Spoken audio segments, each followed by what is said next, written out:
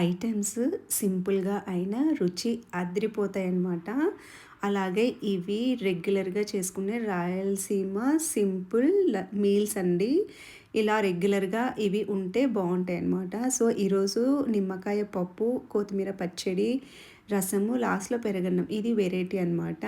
So, ఈరోజు పప్పులోకి ముందుగానే కందిపప్పు కడిగేసి నానబెట్టానండి 15 నిమిషాలు. తర్వాత అందులోకి పచ్చిమిర్చి, ఆనియన్ వేసేసి కుక్కర్ మూత పెట్టేసి విజిల్స్ రానిచ్చాను. ప్రెషర్ పోయాక చూస్తే పప్పు మెత్తగా మంచిగా ఉడికిపోయింది. ఇలా ఉడికిపోయిన పప్పులో మనకు కావాల్సినంత టేస్ట్‌కి తగినంత ఉప్పు వేసుకోవాలండి. ఇలా ఉప్పు వేసుకొని మనము పప్పు ఎనిపేసుకుంటే మనకు పప్పు రెడీ అయిపోతుంది.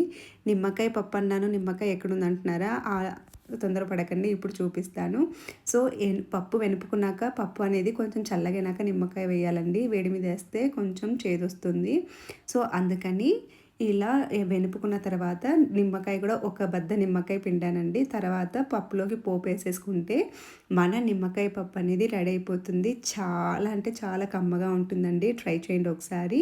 అలాగే కొత్తిమీర పచ్చడి అన్నా కదా! కొత్తిమీర పచ్చడిలోకి ఇప్పుడు ఒక పాన్ పెట్టేసుకొని అందులో ఒక్క టేబుల్ స్పూన్ ఆయిల్ ఏసేసుకొని మెంతులు, జీలకర్ర, ఇలా ఎండుమిర్చి వేసేసుకొని మిక్సీ జార్‌లోకి మార్చేసుకోవాలి. ఇప్పుడు అదే పాన్‌లో కొంచెం మళ్ళీ ఒక టేబుల్ స్పూన్ ఆయిల్ ఏసేసి ఆనియన్, టమాటా వేసుకోవాలండి. ఇలా ఆనియన్, టమాటా వేసి మూత పెట్టేసుకొని మగ్గించుకోవాలి. ఈ లోపల ఫస్ట్ ఇవి మిక్సీ పట్టేసుకొని పక్కన పెట్టుకుందామండి. అలాగే ఇప్పుడు దాంట్లో ఆనియన్, టమాటా మగ్గిపోయింది. అందులోకి కొంచెం పసుపు, రుచికి తగినంత సాల్ట్ కూడా వేసేసుకొని మగ్గించుకోవాలి.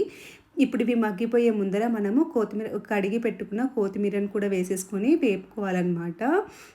ఇలా ఒక 2 నిమిషాలు స్టిర్ చేసిన తర్వాత ఆఫ్ చేసేసి, ఇది చల్లగైన తర్వాత మిక్సీ జార్‌లోకి మార్చేసుకొని, మనము పేస్ట్ లాగా చేసుకుంటే మన కొత్తిమీర పచ్చడి అనేది రెడీ అయిపోతుందండి. చూసారు కదా! కొంచెం కొత్తిమీర పచ్చడి కచ్చాపచ్చాగా గ్రైండ్ చేసుకుంటే పచ్చడి చాలా బావుంటుంది.